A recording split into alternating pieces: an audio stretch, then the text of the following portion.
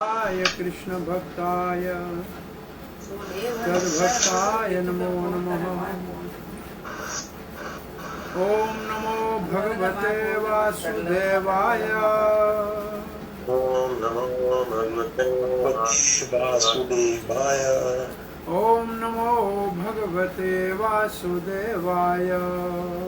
ओम नमो भगवते वासुदेवाय। ओम नमो भगवते वासुदेवाय। ओम नमो भगवते वासुदेवाय। नारायणं नमस्कृत्यं नरं चैव नरोत्तमं देवीं सरस्वतीं व्यासं ततो जयमुदीरये। नष्टप्रायेषु भद्रेषु नित्यं भागवतसेवया भगवती उत्तमश्लोकिर्भक्तिर्भवती नैष्टिकी। कृष्णाय वासुदेवाय देवकीनन्दनाय च नंदगोपकुमाराय गोविंदाय नमो नमः। जय श्री कृष्ण चैतन्य प्रभु नित्यानंद श्री अद्वैत गदाधर शिवासादि गौर भक्तवृंद। हरे कृष्णा कृष्णा कृष्णा हरे हरे, हरे राम राम राम हरे हरे। प्रिय पंचशील भक्तवृंद, दामोदर देश भक्तवृंद, सनातन देश भक्तवृंद, फेसबुक के भाग्यशाली भक्तों, श्रीमद् भागवत के वंदना प्रार्थना के अंतर्गत आज हम 7वें स्कंद के 9वें अध्याय में प्रहलाद महाराज की प्रार्थना की पूर्ण आहुति करेंगे। आगे कौन सी प्रार्थना है कल उसका विचार करेंगे। आज हम 48वें श्लोक को पढ़ने जा रहे हैं।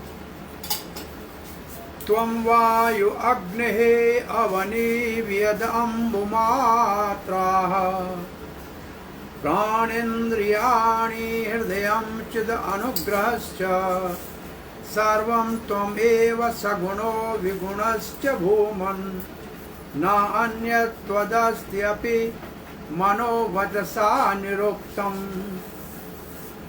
भगवान सब कुछ है, इस विचार से प्रहलाद महाराज कहते हैं तुम आप वायु भी हो, अग्नि भी हो और अवनी, अवनी का अर्थ है पृथ्वी। आप अवनी भी हो और वेदत का अर्थ है आकाश, अंबु है जल। तो ये 5 तत्व भी आपका ही हम पढ़ के आए हैं 7वें अध्याय भगवत गीता में। ये आपकी अपराध शक्ति है। मात्रा, एक इसको कहते हैं तन मात्राएं।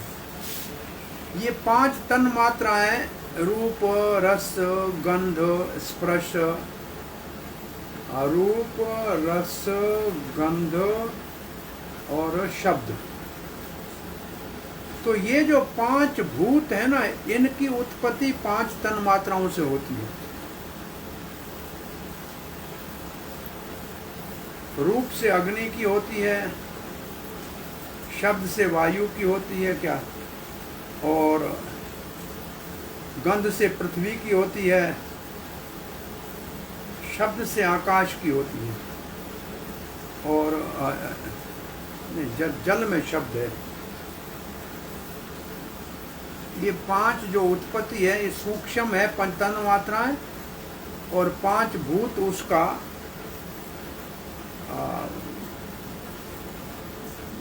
सूक्ष्म और स्थूल रूप है।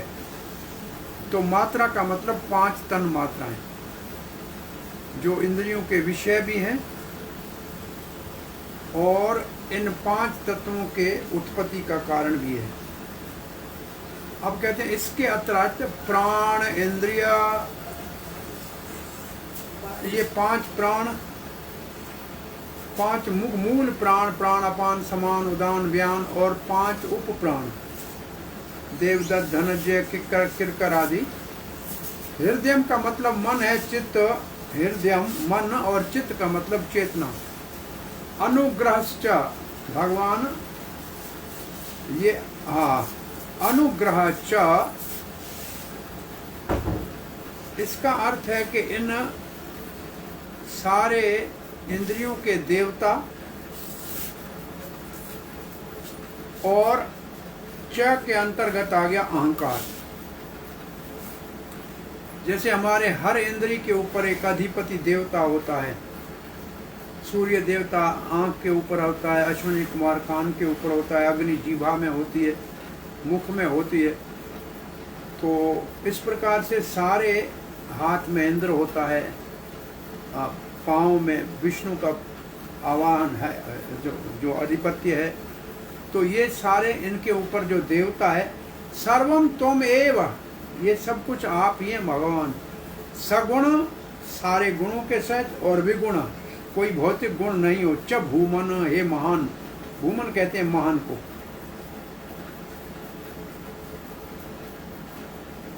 जो भौतिक जगत से परे महान है वो। ना अन्यत्वास्ते, आपके अतिरिक्त और कुछ हो नहीं सकता। अपि मनोवाचा निरुक्तम, मन के द्वारा, वाणी के द्वारा जो कुछ भी वर्णन किया जाए वो आपके अतिरिक्त और कुछ नहीं है। श्री प्रभुपाद लिखते हैं, परम पुरुष भगवान वास्तव में आप ही हैं। वायु, पृथ्वी, अग्नि, आकाश और जल, और आप ही है इंद्रियों की तन मात्राएं। आप प्राण है, और आप 5 इंद्रियां हैं, मन है, चेतना है, और अहंकार जूठा है। वास्तव में सब कुछ आप हैं, चाहे वो सूक्ष्म हो चाहे स्थूल हो। ये भौतिक सारे जो तत्व हैं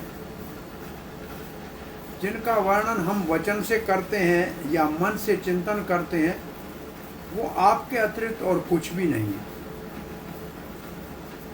भगवान आप वायु है, पृथ्वी है, अग्नि है, आकाश है, जल है, इंद्रियों के विषय है, प्राण है, इंद्रियां हैं, मन है, चित्त है, देवता है, इंद्रियों के देवता। आप सब कुछ, सूक्ष्म और स्थूल सब कुछ आप ही हैं। जो मन से या वचन से वर्णन किया जा सकता है, आपके अतिरिक्त और कुछ नहीं हो सकता है। यहाँ हृदय का अर्थ मन है, और चित्त का अर्थ है चेतना, और सगुण का अर्थ है स्थूल, और विगुण का अर्थ है सूक्ष्म। विगुण सूक्ष्म है, सगुण स्थूल है। जो मन और वचन से वर्णन होता है सब आप। प्रभुपाद जी कहते हैं ये भगवान सर्वव्यापक है, जो सर्वत्र है उसका वर्णन इस श्लोक में प्रहलाद महाराज करते हैं। और जिसको वेदों में कहा गया है सर्वम खल्व इदम ब्रह्म, जो कुछ भी दिखता है वो सब ब्रह्म का पसारा है, और वो परम ब्रह्म श्री कृष्ण है। उसके बिना किसी चीज का कोई अस्तित्व नहीं है। ऐसे भगवत गीता में भगवान कहते हैं मया ततम इदम सर्वम जगत अव्यक्त मूर्ति न, मेरे द्वारा इस जगत में, मेरे अव्यक्त मूर्ति न का मतलब इंद्रियों के द्वारा जो नहीं देखा जा सके, ये है भगवान की शक्तियां। जैसे इस श्लोक में पहले भगवान की अपराशक्ति का वर्णन है, जिसमें 5 भूत, मन, इंद्रियां, प्राण, ये सब भगवान की पराशक्ति है। अपराशक्ति इसके अतिरिक्त जीवात्माएं हैं। तो सब कुछ जगत में इनके अतिरिक्त और कुछ नहीं है। परंतु भगवान परमात्मा के रूप में प्रविष्ट है, कोई इंद्रियों से नहीं देखा जा सकता। अव्यक्त मूर्ति न का मतलब भगवान की शक्तियों का रूप। मत स्थानी सर्वभूतानि, सारे प्राणी मुझ में स्थित है, मेरी शक्ति के ऊपर आश्रित है। न चाहम तेषु अवस्थित, मैं किसी के अंदर नहीं हूँ, इसका मतलब मैं अनासक्त हूँ। मैं जगत की सृष्टि करता हूँ, पालन करता हूँ, संहार करता हूँ, परंतु उससे मुझे कुछ लेना देना नहीं। मैं उससे अनासक्त रहता हूँ, बिल्कुल अलग अलूप रहता हूँ। ये और भगवान कहते हैं, प्रभुपाद जी लिखते हैं, यहाँ लिखते हैं प्रभुपाद जी एक मंत्र, फिर भगवान को कैसे देखा जाए संसार में। और इस श्लोक के तात्पर्य में भगवत गीता में भगवान ने, प्रभुपाद जी ने लिखा है ना हम इंद्रिय ग्राह्यम, श्री कृष्ण नाम आदि न ग्राह्यम अतीन्द्रिय। ये है अव्यक्त मूर्ति ना का अर्थ, कि भगवान श्री कृष्ण के गुण, राग, रूप, नाम, लीला को हम अपनी इंद्रियों से ग्रहण नहीं कर सकते। इसका अर्थ है ये। बोला फिर कैसे देख सकते हैं? वहाँ भगवत गीता में प्रभुपाद ने लिखा है, प्रेमंजन सुरित भक्ति विलोचनेन संत सदैव हृदयेषु अवलोकयन्ति। जिसके आंखों में भगवत प्रेम का प्रभाव है वो भगवान को सर्वत्र देख सकते हैं। और यहाँ प्रभुपाद जी ने एक और बहुत सुंदर मंत्र दिया। ये मंत्र नारद जी ने भगवान से पूछा कि आप अपने धाम जाल रहे हैं, अब आपका दर्शन कहाँ होगा? तो भगवान ने कहा, ना हम तिष्ठामि वैकुंठ में न योगी नाम हृदयेषु वा। ऐसा नहीं है कि मैं वैकुंठ में रहता हूँ, मरने के बाद मैं मिलूंगा। न योगी नाम हृदयेषु वा, ऐसा भी नहीं है कि घर छोड़ के जंगल में जाके हिमालय में मुझे ढूंढोगे, योगी बनोगे तब मिलूंगा। तो फिर भगवान कहाँ है? यत्र गायन्ति मद भक्त तत्र तिष्ठामि नारद। नारद जहाँ मेरे भक्त मेरा गुणगान करते हैं, कीर्तन करते हैं, वहां मैं प्रकट होता हूँ। गोपियों के रास लीला से भगवान जब अप्रकट हो गए, गोपियों ने ढूंढा और नहीं मिले, तो फिर पुनः जमुना जी के तट पे बंसी वट पे आके कहा, आओ गीत गाती हैं। गोपी गीत गाती हैं। जहाँ भगवान का गुणगान होता है वहाँ भगवान प्रकट होते हैं। ये भगवान का वचन है। और जैसे गोपियों ने गीत गाया, भगवान उनके बीच में पुनः प्रकट हो गए। तो भगवान को केवल भक्त जो उनकी प्रेम से भक्ति करके महिमा गाते हैं वही उनका दर्शन कर सकते हैं। तो भगवान सर्वत्र है, परंतु सबको सब जगह नहीं दिखता। आगे का श्लोक पढ़ते हैं। नैति गुणान गुणिनो महताद्य ये सर्वे मनः प्रभृत्यः सदैव मर्त्या आद्य अंतवंत उर्गाय विदन्ति त्वाम् एवं विमर्श्य सुधयो विरमन्ति शबदा। नैतत् गुण न गुणिनु। न तो प्रकृति के 3 गुण, सतोगुण, रजोगुण, तमोगुण, गुणी न, और न इन गुणों के 3 अधिपति देवता। तो तीनों गुणों का गुणीनु कौन है? ब्रह्मा जी, शंकर और विष्णु, ये गुणी न है।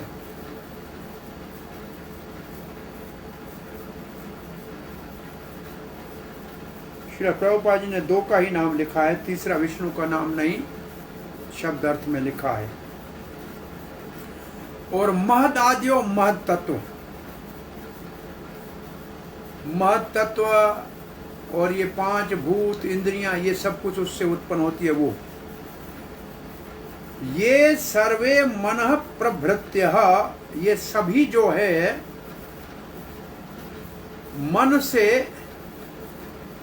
प्रभृत्य है। और जो इसका विस्तार से वर्णन करने, सदैव मर्त्या, और इनके देवता भी, क्योंकि सारे तत्वों के देवता हैं। वायु देव है, अग्नि देव है, ये सब क्या है? मर्त्या। इनका भी समय के साथ शरीर छूट जाएगा। और गाय, हे भगवान, जिनको संत जिनके गुणगान करते हैं। उरु का मतलब मान, गाय का मतलब जिसका गुणगान किया जाए। विदंती, समझते हैं।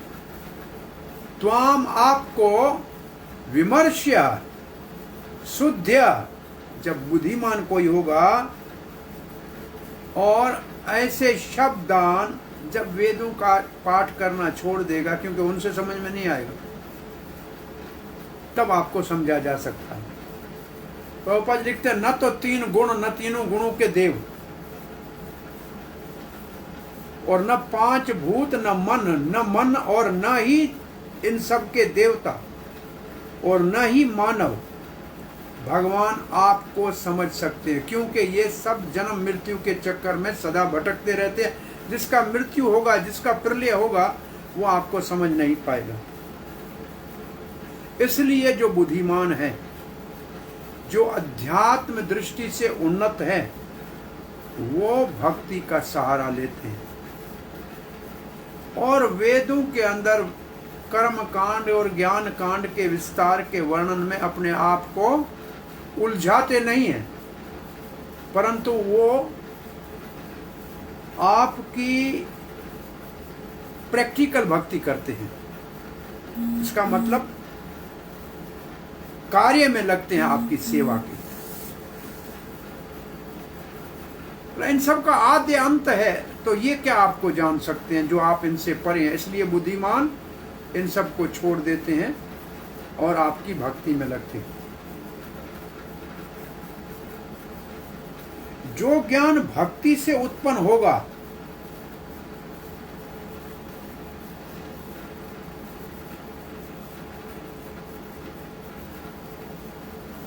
भक्ति से जो नाला ज्ञान उत्पन्न होगा वही आपको जानने का रास्ता है। वेदों के ज्ञान से आपको जाना नहीं जा सकता। वेदेषु अदुर्लभम आत्मभक्तो, वेदों से जो भगवान का मिलना दुर्लभ है, वो भगवान भक्ति से आसानी से मिलते हैं। प्रभुपाद जी ने लिखा है 3 बातें, वेदों का अध्ययन करो, या बुद्धि से खंडन मंडन करो, तर्क वितर्क करो, या कोई आपके पास बहुत बड़ी कला हो, या कोई योग का आपके पास सिद्धियां आए, स्किल आए, इससे भगवान को नहीं जाना जा सकता। भक्ति के ज्ञान का मतलब संबंध ज्ञान भक्त जो है, उसी से भगवान को जाना जा सकता है। जब इतने बड़े देवता आदि आपको जान नहीं सकते हैं, गुणों के अधिपति ब्रह्मा शंकर नहीं जान सकते हैं, तो सामान्य मानव कैसे जान सकेगा? और वो भी मन से और बुद्धि से और वेदों के अध्ययन से कैसे जान सकेगा? संभव नहीं। जब ये सारा विचार करके देख लिया तो निर्णय कर लिया, जैसे श्रुति ने लिखा है, किमर्था वयम अधिश्यामहे, क्या करें अध्ययन करके, क्या लाभ होगा? किमर्था वयम वक्ष्यामहे, क्या लाभ है वर प्रवचन करें इन सब चीजों के ऊपर। न अनुध्याद बहून शब्दान वाचो विगलापनम ही तात, वचनों से प्रयास करें समझने का, ये तो थका देंगे, बोलने से कुछ लाभ नहीं होगा। और ये बृहदारण्यक के उपनिषद का श्लोक है, और स्मृति का मतलब है भागवत के दूसरे अध्याय में भी एक श्लोक, भगवत गीता का श्लोक है। इसको प्रभुपाद महाभारत में इसलिए श्रुति लिखा है, यदा ते मोह कलिलम बुद्धि व्यतितरिष्यति तदा घंटासि निर्वेद्यम श्रुतव्यस्य श्रुतस्य च। 2:52 दूसरे अध्याय का 52 श्लोक है। जब अर्जुन आपकी बुद्धि वेदों के लुभावने बड़े पुष्प वाले वचनों से मोहित नहीं होगी, और जो आपने सुना है और जो आपको आगे सुनना है उसको छोड़ दोगे, तब मुझे जान सकोगे। श्री प्रभुपाद जी लिखते हैं, अन्य स्थानों में ऐसे भगवत गीता में कहा गया है कि केवल भक्ति से ही भगवान को जाना जा सकता है। भक्त्या माम अभिजानाति। तो बुद्धिमान व्यक्ति वो व्यर्थ में समय नहीं गंवाता है। जैसे 46 श्लोक में कहा गया था, 10 साधन है, मौन, तप आदि, उसका कोई आवश्यकता नहीं है भक्त को करने के लिए। भगवान को केवल भक्ति से ही जाना जा सकता है, और इसलिए भक्त ऐसे वेदों के अध्ययन में अपना व्यर्थ समय नहीं गंवाता। और वेदों में भी इसका वर्णन है, और निश्चयात्मक रूप से कहा गया है, किम अर्था वयम अधिश्यामि, किम अर्था वयम वक्ष्यामहे, क्या लाभ है अध्ययन करने का और क्या लाभ है वर्णन करने का। वह वयम वक्ष्यामहे,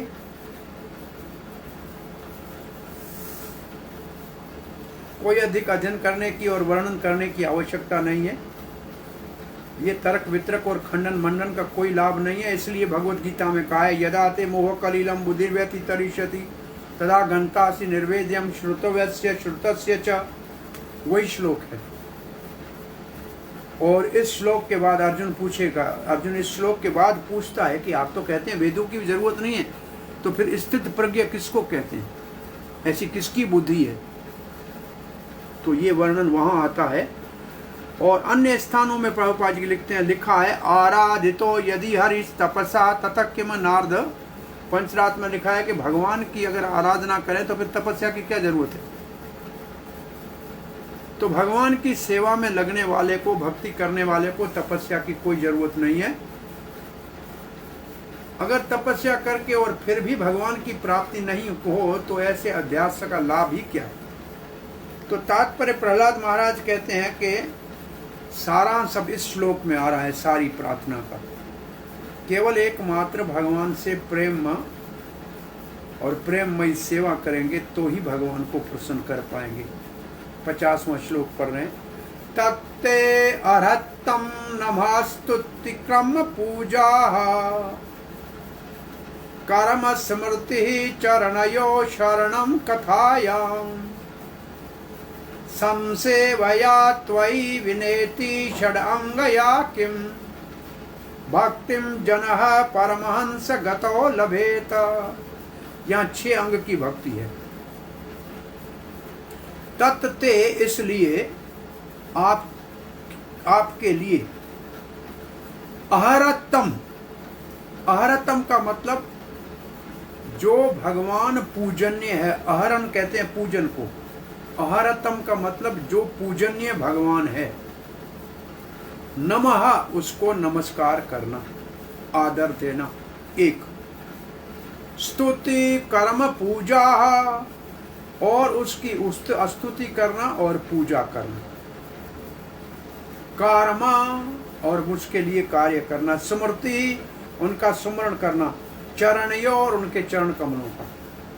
श्रवणम उनकी कथा सुनना। कथायाम संसेवया और इस प्रकार से पूर्ण रूप से भगवान की प्रेममयी सेवा में लगना। त्वयि बिना इस 6 अंगों के। इति षड अंगया ये 6 अंग भक्ति के हैं। किम भक्तिम जनः परमहंस और कोई रास्ता आपको जानने का नहीं है। और भगवान के लिए शब्द है परमहंस गतयो। जो परमहंस को गति, जो परमहंसों को गति प्राप्त होती है वो गति केवल 6 अंग भक्ति से होगी। इसलिए परम पुरुष भगवान, सबसे उत्तम पूजनीय भगवान, जिसकी प्रार्थना की जाए, जिसको नमस्कार किया जाए, हम आपके चरणों में प्रणाम करते हैं। 6 प्रकार की अंगों की भक्ति को किए बिना, क्या है 6 अंगे? आपकी प्रार्थना करना, सारे कर्म आपको अर्पण करना, आपकी पूजा करना और आपका सुमरण करना, आपके चरण कमलों का सुमरण करना, आपका श्रवण करना, आपका कीर्तन करना। और ऐसे ही परमहंसों को गति प्राप्त होती है जो ये कार्य करते हैं। हे पूजनीय, परम पूजनीय भगवान, 6 अंग भक्ति, आपको आदर देना, आपका गुणगान करना, आपके अर्च विग्रह की पूजा करना, आपके सेवा करना, आपका सुमरण करना, आपके चरण कमलों का सुमरण करना और आपकी कथा का श्रवण करना। इन 6 के बिना कोई प्रेम कैसे प्राप्त कर सकता है? यही तो 6 अंग भक्ति के है जो भगवान के प्रेम को प्राप्त कराएंगे। और जो ज्ञानी है, परमहंस है, उनको जो मुक्ति की गति मिलती है वो भी इसी से मिलेगी। ये श्लोक प्रहलाद महाराज की प्रार्थनाओं का सार है, उपसंहार है। क्योंकि कोई भी आपको वेद के अध्ययन करने से जान नहीं सकता है और किसी साधन से भी समझ नहीं सकता है। इसलिए हमको आपके प्रेम को प्राप्त करने के लिए ये 6 अंग का साधन करना चाहिए, जो मानव जन्म के लक्ष्य को प्राप्त करने में सफलता प्राप्त कराएगा। क्या करना चाहिए? भगवान अहरतम है, जो परम पूजनीय है, उसकी दास्य भाव से सेवा करनी चाहिए। उसके चरण कमलों का सुमरण करना चाहिए, उनकी कथा सुनना चाहिए। इन 6 अंगों, भक्ति के 6 अंगों के बिना कोई भगवत प्रेम को प्राप्त नहीं कर सकता। और भगवान जो ज्ञानियों को, परमहंसों को मुक्ति देते हैं, वो उनके प्रेम को इन भक्ति के 6 अंगों से प्राप्त किया जा सकता है। ये भक्ति मिश्रित जो ज्ञान है वो तो देता है मुक्ति, परंतु क्योंकि भक्ति ही सभी साधनों का मूल है, बिना भक्ति के कोई साधन फल नहीं दे सकता। ज्ञानियों को भी भक्ति ही जोड़ेंगे ज्ञान के साथ, तभी मुक्ति मिलेगी और संसार के चक्कर से मुक्त होंगे। परंतु प्रहलाद का महाराज कहते हैं, मैं आपकी सेवा से ही संतुष्ट हूं, मुझे कोई चिंता नहीं है। प्रभुपाद जी लिखते हैं, वेदों में ये वर्णन है, नायम आत्मा प्रवचने न लभ्यो न मेधया न बहुना श्रुते न, आधा श्लोक है, पूरा नहीं है।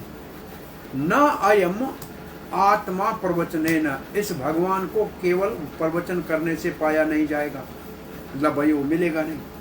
न मेधया, न बुद्धि से चिंतन करने से, खंडन मंडन तर्क वितर्क न, बहुना श्रुते न, बहुत सारा वेद पढ़ने से, श्रवण करने से नहीं मिलेगा। कैसे मिलेगा? ये न वर्णते, जिनको भगवान वर्णन करना स्वयं चुन लेते हैं, उनके सामने प्रकट होते हैं। केवल भगवान की कृपा से ही भगवान को जाना जा सकता है। भगवान को जानने का रास्ता एकमात्र भक्ति है। भक्ति के बिना केवल वेदों के वर्णित विधि से हमारे को सफलता नहीं मिल सकती, कोई ज्यादा सहायता नहीं मिल सकती। और भक्ति को परमहंस जानते हैं। परमहंस का अर्थ है जो सार ग्रही हो। जैसे हंस कहते हैं खीर नीर को अलग कर सकता है, दूध को पानी से अलग करता है, ऐसे शास्त्रों में से जो भक्ति को अलग कर सकता है वो परमहंस है। और भक्ति ऐसे परमहंसों के लिए ही है।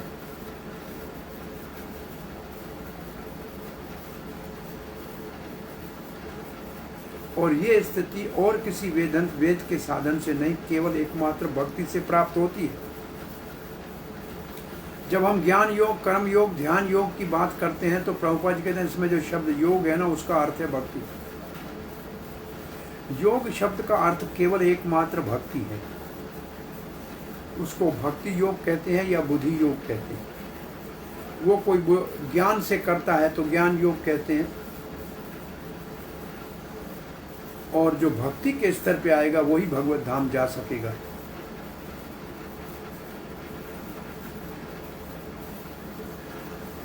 किसी को तत्काल परम लक्ष्य को प्राप्त करना है तो एकमात्र भक्ति के लिफ्ट को चुन ले और तत्काल भगवान के भक्ति के परम लक्ष्य को प्राप्त करे। सीढ़ी के ऊपर से जाने की आवश्यकता नहीं है जो कर्म ज्ञान और अष्टांग योग से जाती है। यहाँ प्रहलाद महाराज की प्रार्थना पूरी होती है। श्री नारद बोलते हैं, ऐसे प्रहलाद महाराज की प्रार्थना से भगवान नरसिंह देव प्रसन्न हो गए और उनने अपना क्रोध त्याग दिया, उग्र रूप शांत हो गया और प्रहलाद महाराज ने उनको प्रणाम की और नरसिंह देव भगवान बोलने लगे। श्री भगवान वाच प्रहारत भद्र भद्रम ते, प्रहलाद आपका कल्याण हो, आपका मंगल हो। प्रीतो अहम ते असुरतम, हे असुरों में श्रेष्ठ, मैं आपकी प्रार्थना से प्रसन्न हुआ। वरम वृणी साभिमतम, अब आप वरदान मांग लो जो चाहिए, क्योंकि मैं प्रसन्न होता हूं तो वरदान दे दो। काम पूर्वस्मि अहम निर्णाम, मैं जब भी प्रकट होता हूं सबकी इच्छा पूरी करता हूं। आप मांग लीजिए क्या चाहिए। आगे भगवान कहते हैं, माम अपरिणेत आयुषाम जियो, लंबे काल तक जियो। आयुष्मान हो, मुझे प्रसन्न करने के अतिरिक्त और कोई मुझे समझ नहीं सकता। और यहां लिखा है दर्शनम दुर्लभम ही में, मेरा दर्शन बहुत दुर्लभ है। दृष्टवा माम च पुनर्जंतु, एक बार मेरा दर्शन करे तो उसको जन्म मरण के चक्कर में आना नहीं पड़ता है। आत्मानम तपतुम हरति, अब उसको कोई संकट की जरूरत नहीं है और मेरे को वही पा सकता है। मेरा देखना बहुत दुर्लभ है, जो मुझे प्रसन्न करता है वही देख सकता है। और जो देख सकता है, एक बार देख लिया तो फिर दुख कभी उसके जीवन में आएगा ही नहीं। आगे भगवान कहते हैं परिणंति हे अर्थमाम धीरा सर्वभावेन साधवः श्रेयस्कामा महाभागा सर्वासाम आशीषाम पतिम। हे मेरे प्रिय प्रहलाद, आप बड़े भाग्यशाली हो। मुझसे ये जान लो कि जो बुद्धिमान है, जो उन्नत हैं, वो मुझे प्रसन्न करना चाहते हैं और नाना रस से, नाना भाव से, कोई सखा बनता है, कोई दास बनता है, कोई वात्सल्य भाव से, कोई माधुर्य भाव से, और मैं यूं उनकी ये सब इच्छाएं पूरी करता हूं। ये भगवान अपने 5 रसों का वर्णन कर रहे हैं। अब नारद जी कहते हैं ऐसे जब भगवान ने कहा, प्रहलाद महाराज असुर कुल में श्रेष्ठ जो है,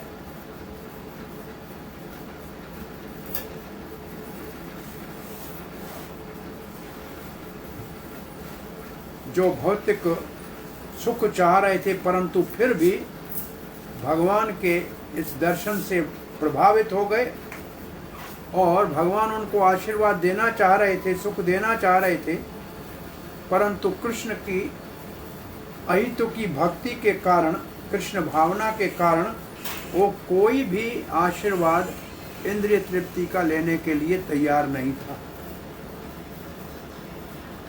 यहाँ हमारा ये 9वां अध्याय पूर्णाहुति को पहुंचता है। तो 9वां अध्याय आज हमारा पूर्णाहुति को पहुंचा है। इसके उपरांत अब क्या है, अब हमारा अध्ययन क्या है इसके बाद का? हरे कृष्ण प्रभु जी, इसके बाद 10th चैप्टर में 2nd to 10th तक श्लोक हैं। वो प्रहलाद महाराज जो ये नरसिंहदेव बेनेडिक्शन देते हैं ना, उसको एक्सेप्ट नहीं करता। हाउ ही डजंट एक्सेप्ट वो है 7, 10, 2 to 10। तो 7 का 10वें अध्याय का पहला श्लोक है। श्री नारद वाच भक्ति योग्यस्तत्सर्वं अंतराया अनंतरायत्यार्भकः मन्यमानो ऋषिकेशं सम्यमान वाचः भक्ति योगस्य तत्सर्वम्। देवर्षि कह रहे हैं नारद जी, अर्भक था, छोटा सा बालक था प्रहलाद। जब उन्होंने आशीर्वाद मांगने के लिए नरसिंहदेव से सुना तो विचार करने लगे कि वरदान और आशीर्वाद भक्ति के अंदर बाधा डालेगा। तो प्रहलाद महाराज मुस्कुराने लगे और इस प्रकार भगवान को प्रार्थना करने लगे। ये महान भक्त की पहचान है कि आशीर्वाद को भी भक्ति के रास्ते में रुकावट समझ रहा है। तो मुस्कुराते हुए उन्होंने ऐसे कहा। प्रभुपाद लिखते हैं, भौतिक आशीर्वाद और जो कुछ भी प्राप्त हो वो जीवन का परम लक्ष्य नहीं है। भक्ति का तो वो उद्देश्य ही नहीं है। भक्ति का उद्देश्य भगवत प्रेम। प्रहलाद महाराज हो या ध्रुव महाराज हो, अम्बरीश महाराज हो या युधिष्ठिर महाराज हो, ये सब भगवान के भक्त हैं जो राजा हैं, जिनके पास भौतिक भोगों की कोई कमी नहीं थी। फिर भी वो भगवान के अनन्य भक्त थे और उन्होंने अपने भोगों को कभी अपनी इंद्रिय तृप्ति के लिए उपयोग में नहीं लाया। इसका अर्थ ये कि नहीं है, इसका अर्थ ये है कि ये जरूरी नहीं है कि भक्त कोई झूपड़ी में रहे और कोई भोग की सामग्री नहीं हो। भोगों के बीच में रह के भी ये सब राजा भगवान के अनन्य भक्त हैं। तो सुख सुविधाओं के अंदर रहकर भी भक्ति की जा सकती है और कठिन तपस्या के बीच में भी भक्ति की जा सकती है। भक्ति किसी भी अवस्था में हो सकती है। प्रभुपाद जी सावधान करते हैं कि ऐसे भौतिक वैभव और ऐश्वर्य हमेशा भय में रखते हैं कि कहीं इसके प्रभाव में कोई भक्ति से विचलित न हो जाए, परंतु फिर भी शुद्ध भक्त अन्य अभिलाषिता शून्यम होते हैं, कोई और अभिलाषा होती ही नहीं है। इसलिए भौतिक ऐश्वर्य उनको भ्रमित नहीं कर सकते, पथभ्रष्ट नहीं कर सकते। प्रभुपाद जी के लिए इतना सारा थोड़े समय में 10-12 साल में प्रभुपाद जी को पूरे विश्व के अंदर इतनी बड़ी प्रतिष्ठा मिली, इतने बड़े सुंदर महान मंदिर उनके नाम से स्थापित हुए, परंतु उन सब चीज़ों से उनकी भक्ति के रास्ते में कोई रुकावट नहीं हुई, भक्ति की वृद्धि हुई और वो अपने उसी सेवक के भाव से सदा ही कार्यरत रहे, सेवा में लगे रहे।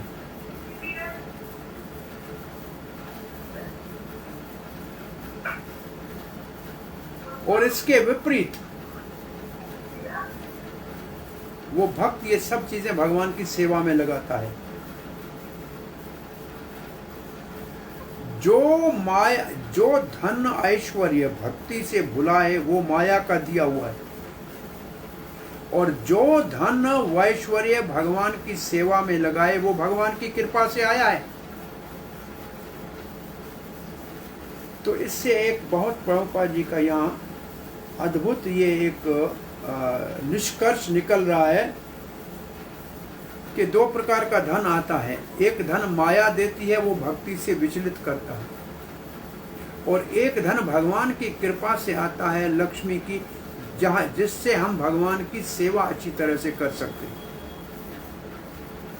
तो इस ऐसा जिसके पास धन है उसको कहते हैं श्रीमताम, अथवा ये जो योग भ्रष्ट होते हैं वापस आते हैं ना, उनके पास धन जो होता है सुची नाम श्रीमताम गे, पवित्र धन। ये हमारा प्रवचन प्राय एक आपने सुना है कि एक लक्ष्मी जो माया देती है वो लक्ष्मी उल्लू के ऊपर चढ़ के आती है और लोगों को अंधा कर देती है, मर्यादा धर्म चरित्र सब समाप्त।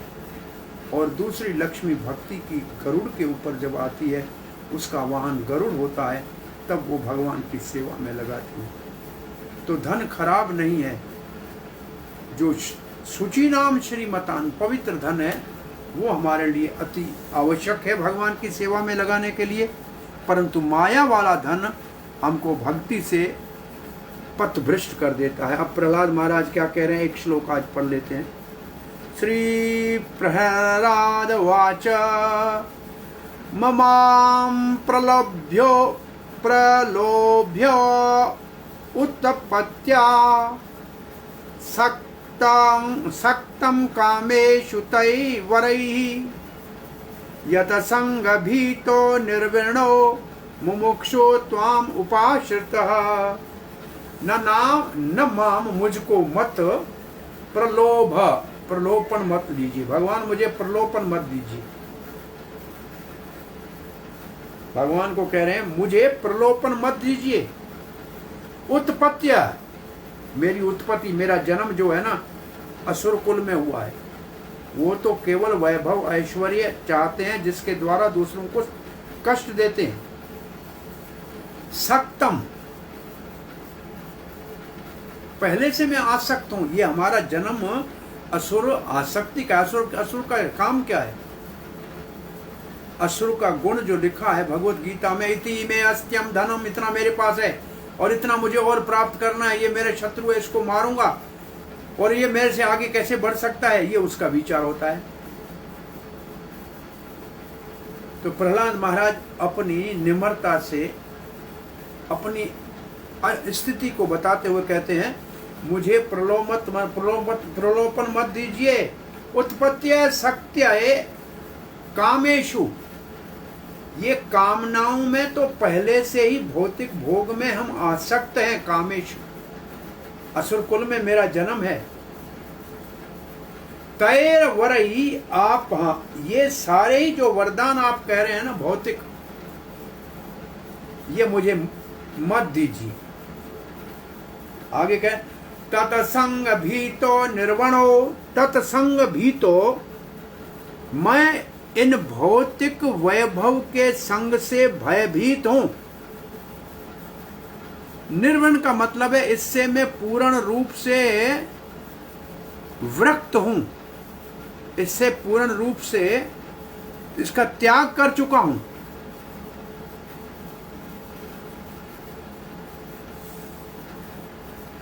मुमुक्षु, जो मुक्ति के इच्छुक हैं, भौतिक दुखों से मुक्त होना चाहते हैं। त्वाम उपाश्रितः, वो आपका शरण लेते हैं। तो प्रहलाद महाराज कह रहे हैं, हे नाथ, हे परम पुरुष भगवान, मैं तो असुर कुल में मेरा जन्म असुर कुल में हुआ, तो स्वभाव से ही भौतिक भोग में हमारी आसक्ति है। इसलिए कृपा करके अधिक मुझे भोग का प्रलोभन देके मोहित मत कीजिए। इस भौतिक भोगों से मैं भयभीत हूं। मेरी इच्छा भौतिक भोगों से मुक्त होने की है, और यही कारण है कि मैंने आपके चरणों का शरण लिया। मुझे प्रलोभन मत दीजिए भगवान, मैं जन्म से ही भौतिक भोगों में आसक्त हूं असुर कुल में, और फिर आप भौतिक भोग की अगर आसक्ति देंगे, ये प्रलोभन मुझे मत दीजिए। भौतिक भोग से विरक्ति ये चाहिए, और मुझे भय लगता है भौतिक भोग से, क्योंकि मुक्ति का इच्छुक भौतिक भोग में लिप्त नहीं होता है, और वो आपका शरण लेता है। चक्रवर्ती पाद लिखते हैं, मेरे स्वभाव से उत्पत्तिया मैं आसक्त हूं। अब अधिक मुझे आसक्ति का प्रलोभन मत दीजिए, वरदान की लालच मत दीजिए। ऐसी इच्छाओं से मुझे भय लगता है, भोग की इच्छाओं से भय लगता है। मैं तो मुक्ति का इच्छुक हूं, आपके चरणों का शरण लेना चाहता हूं। श्री प्रभुपाद लिखते हैं, भौतिक जीवन उसका एक ही लक्ष्य है, शरीर और शरीर के संबंधों में आसक्ति। शरीर के संबंध का मतलब शरीर के कपड़ों में भी आसक्ति, शरीर के भोजन में भी आसक्ति, शरीर के रहने वाले घर में भी आसक्ति, शरीर से उत्पन्न होने वाले परिवार में भी आसक्ति, और जहाँ जन्म लेते हैं उस जगह से आसक्ति। ये सारी आसक्तियां हैं, ये भौतिक जगत की पहचान है।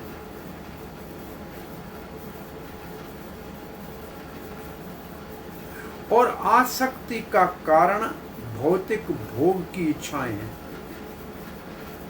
और उसमें भी काम की इच्छा सबसे प्रबल है। कामस्तै हृत ज्ञाना, और ये कामना तो हमारे ज्ञान का ही हरण कर लेती हैं। ये भगवत गीता में वर्णन है।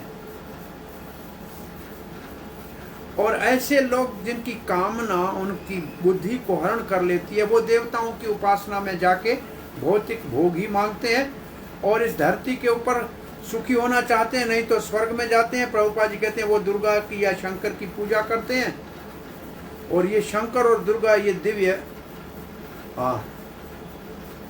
क्योंकि ये दोनों दिव्य स्त्री पुरुष हैं। प्रभुपाद लिखते हैं वो अपने भौतिक भक्तों को वरदान देते हैं भौतिक सुख का। इसलिए प्रहलाद महाराज कहते हैं, इसलिए मैंने आपके चरण कमलों का शरण लिया है, किसी देवता का शरण नहीं लिया है।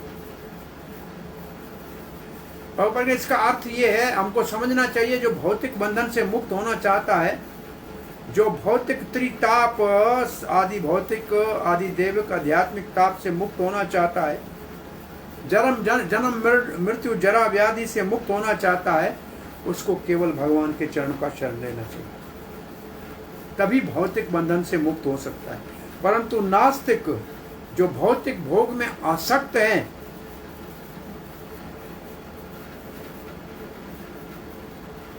और जो अधिक से अधिक भोग चाहते हैं, वो भगवान का शरण नहीं दे सकते। प्रहलाद महाराज फिर भी सावधानी से ये समझा रहे हैं, मैं असुर कुल में उत्पन्न हुआ हूं, फिर भी मुझे कोई भौतिक भोग की इच्छा नहीं, अन्य अभिलाषिता शून्य मुंह। वृत्य लक्षण जिज्ञासो भक्तम कामेषु अचोदयत् भवान संसार बीजेषु हृदय ग्रंथेषु प्रभो। वृत्य लक्षण जिज्ञासु, वृत्य मतलब सेवक, सेवक का लक्षण है जिज्ञासु होना। वृत्य लक्षण जिज्ञासु पूरे शब्द का अर्थ है शुद्ध भक्त की पहचान। वृत्य लक्षण जिज्ञासु भक्तिम कामेषु अचोद्यत। भक्त भौतिक जगत में जहां भौतिक कामनाएं अधिक हैं, अचोद्यत वहां जहां भेजा गया है भगवान आपने संसार बीजेषु, संसार का वो बीज है, जन्म मृत्यु के चक्कर का वो मूल कारण है। हृदय ग्रंथि, वो हृदय में गांठ है, मेरी और अहंकार, अज्ञानता की गांठ है, अहंकार की गांठ है, भोग की इच्छा की गांठ है। ये प्रभु वो बंधन का कारण है। हे मेरे पूजनीय भगवान, कामनाओं का बीज जो भौतिक जगत का ही कारण है, और ये सबके हृदय में गांठ बन के अज्ञानता के कारण पड़ा हुआ है। आपने मुझे इस संसार में शुद्ध भक्तों के लक्षण का प्रदर्शन करने के लिए भेजा है, न कि संसार के बीज का और भोग का प्रदर्शन करने के लिए। चक्रवर्ती पाद लिखते हैं, आप इच्छुक थे भक्तों के लक्षण का संसार में प्रचार करने के लिए। आपने मुझे इस भौतिक जगत में भेजा है जहां कामना ही इस जगत का बीज है और हृदय में गांठ बनी हुई है मैं और मेरे की। तो इस आपने मेरे को भक्त के लक्षण का प्रदर्शन के लिए भेजा है, तो आप मुझे ये प्रलोभन मत दीजिए।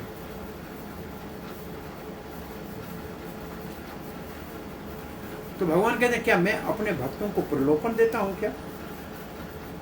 प्रहलाद कहते नहीं, आप तो भक्तों के माध्यम से दुनिया को भक्तों के गुणों का बोध कराते हैं। कितने भक्त उत्तम स्थिति में स्थिर है ये दिखाना चाहते हैं। आपका उद्देश्य भक्तों की महानता और उनके गुणों को दुनिया को दिखाना है।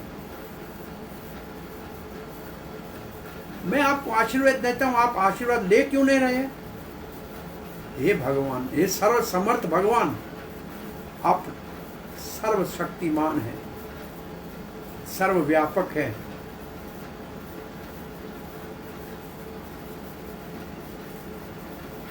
आपको कुछ जानने की आवश्यकता नहीं है और आपको कोई जिज्ञासा भी नहीं है, परंतु आप दूसरों को ये सिखाना चाहते हैं। प्रभुपाद लिखते हैं भक्ति रसामृत सिंधु में, नित्य सिद्ध और साधन सिद्ध देवोतियों का वर्णन है। नित्य सिद्ध भक्त जो हैं वो वैकुंठ से आते हैं भौतिक जगत में हमको सिखाने के लिए, अपने उदाहरण से कि हम भक्त कैसे बने।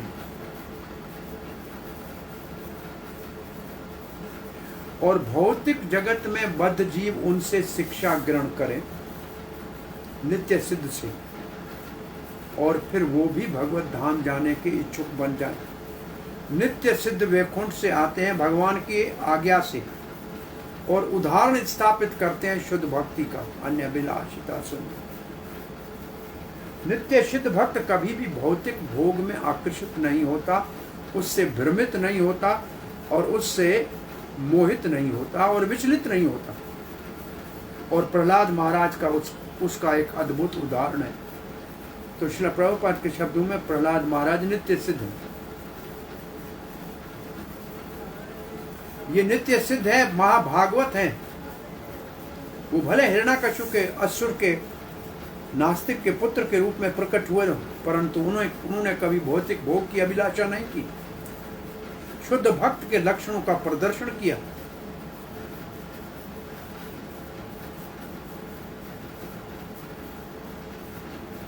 भगवान ने प्रहलाद महाराज को भौतिक वरदान देने की इच्छा की, उन्होंने स्वीकार नहीं किया। उसके विपरीत उन्होंने अपने व्यक्तिगत उदाहरण से वो सारे शुद्ध भक्त के लक्षण दिखाए जो नित्य सिद्ध के होते हैं। दूसरे शब्दों में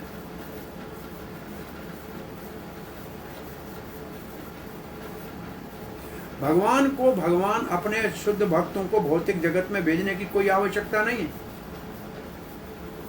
और भगवान के शुद्ध भक्त को भौतिक जगत में आने की कोई उद्देश्य भी आने का नहीं है। परंतु जब भगवान स्वयं अवतार लेते हैं भौतिक जगत में, तो भगवान भी भौतिक जगत से आकर्षित नहीं होते हैं और भौतिक कार्यों से उनका कोई लेना देना नहीं है, परंतु उदाहरण स्थापित करने के लिए कि सामान्य लोग कैसे भक्त बने, भगवान अपने भक्तों को लाके ऐसा उदाहरण दिलाते हैं। ऐसे ही भक्त भी भगवान की इच्छा से आते हैं, आज्ञा से आते हैं और अपने चरित्र से सामान्य लोगों को शुद्ध भक्ति सिखाते हैं। इसलिए शुद्ध भक्त सबके लिए उदाहरण है और ब्रह्मा तक के लिए उदाहरण है। यहाँ की कथा को आज विराम देते हैं। नान्यथा ते अखिल गुरो घटेत करुणात्मनः यस्ताशीशास्ते न सभृत्य सवई वणिकः। इस श्लोक की चर्चा कल करेंगे कि कोई व्यापारी नहीं हो कि भक्ति करे उसके बदले में आपसे कुछ चीज मांग लूं। मैं तो आपका सेवक हूं, सेवा ही मेरा धर्म है। हरे कृष्ण। चलो कल आज से आगे यहाँ से बढ़ेंगे। हरे कृष्ण। कोई प्रश्न जिज्ञासा? श्लोक है इसके अंदर प्रभुपाद जी ने नित्य सिद्ध का तो डिटेल दे दिया, साधना सिद्ध उन्होंने बताया लेकिन कुछ डिफाइन नहीं, थोड़ा सा उसको साधना सिद्ध हम जब जो है जो साधन भक्ति कर रहे हैं, प्रेम भक्ति प्रकट हो जाएगी तो सिद्ध हो जाएंगी। 3 प्रकार के सिद्धों का वर्णन है, एक नित्य सिद्ध, एक कृपा सिद्ध, एक साधना सिद्ध। नित्य सिद्ध तो आते हैं भगवान के धाम से। कृपा सिद्ध ऐसे होते हैं बिना साधन के किसी महात्मा की कृपा से एकदम सिद्धि प्राप्त हो जाती है। और साधना सिद्ध होते हैं जो अपनी साधना करके प्रेम भक्ति को प्रकट करते हैं। अब प्रभुपाद जी जैसे सच्चे नित्य सिद्ध भगवान के धाम से आए, कुछ ऐसे भक्तों के ऊपर कृपा की भगवान के भक्तों ने कि वो बिना कुछ प्रयास के बड़े बड़े महात्मा बन गए, सिद्ध बन गए, तो उसको कृपा सिद्ध कहते हैं। जो कृपा से सिद्ध हो जाते हैं और कुछ साधन से सिद्ध होते हैं। प्राय 99% तो साधन से ही सिद्ध होते हैं। कोई 1% भगवान की कृपा या भक्ति कृपा से सिद्धि को प्राप्त करता है बिना साधन के, जैसे किसी को ऑनररी PhD डिग्री मिले। परंतु जो नित्य सिद्ध आते हैं उनको कोई साधन करने की जरूरत नहीं। वो भगवान के भेजे हुए उदाहरण स्थापित करने के लिए धरती पे आते हैं। तो यहाँ प्रहलाद महाराज का उस श्रेणी में वर्णन है।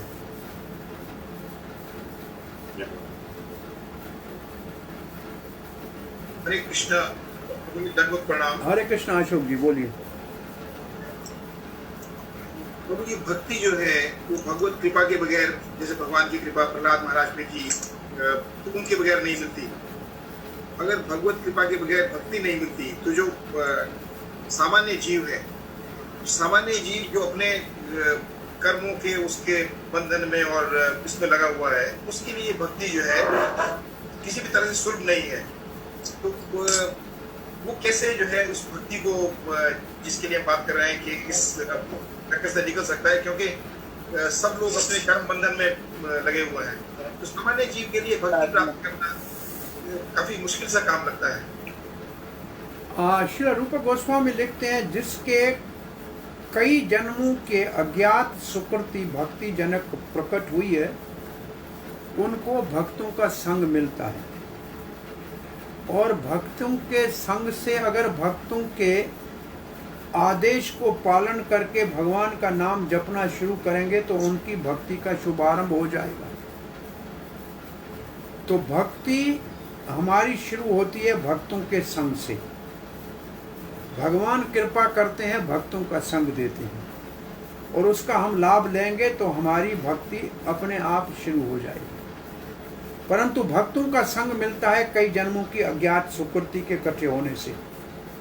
आप लोग ये निरंतर भागवत सुन रहे हैं, इससे ये बात तो सिद्ध है कि आप सब लोग ऐसे कई जन्मों की अज्ञात सुकृति इकट्ठी कर चुके हैं, तब भागवत का श्रवण और भक्तों का संग मिल रहा है। अब केवल भक्तों के संग में भक्ति के साधन को आप स्वीकार करें और शुभारंभ करें तो आपकी भक्ति शुरू हो गई। जो हरे कृष्ण मंत्र जपना शुरू करता है उसकी भक्ति शुरू हो जाती है, क्योंकि भगवान का नाम पापी के मुख पे आता ही नहीं है। जिसने कई जन्मों के तीर्थ किए हैं, व्रत किए हैं, दान किए हैं, यज्ञ किए हैं, वो केवल भगवान का नाम उसके मुख से निकल सकता है। अगर आप हरे कृष्ण मंत्र जपने का रोज नेम बना चुके हो तो आप भक्ति में पहले ही प्रविष्ट हो चुके हो। अब केवल दाखला हो चुकी है, फिर 5 साल में पढ़ के डॉक्टर बने कि 4 साल में इंजीनियर बने, उतना समय लगेगा, परंतु प्रवेश भक्ति में हो गया। प्रभुपाद जी का ये आंदोलन वो भक्ति का विश्वविद्यालय है, और प्रभुपाद जी के भक्त इसमें वो प्रोफेसर हैं जो भक्ति सिखाते हैं, और जो इसमें एक बार प्रवेश कर लेता है, वो एक जगह प्रभुपाद ने लिखा है, वो प्रयास न करे तो भी भक्ति में एक बार आने वाले को भगवान खींचकर अपने चरणों में लेके आते हैं। और ये बलराम जी जो भगवान के साथ में, उनके हाथ में हल है, वो हल से खींच के भगवान के चरणों तक लाते हैं, और ये कार्य भक्तों के द्वारा कराते हैं। तो आपको तो चिंता करने की जरूरत नहीं है अशोक। आप रोज भागवत सुनने में रुचि ले रहे हैं और हरे कृष्ण मंत्र जप करें तो आपकी भक्ति तो शुभारंभ हो गया। अब आप कितने और को लगा सकते हैं, उससे अधिक आपकी भक्ति में प्रगति होगी। हरे कृष्ण। हरे कृष्ण। हरे कृष्ण। धन्यवाद। श्रील प्रभुपाद की जय। गौर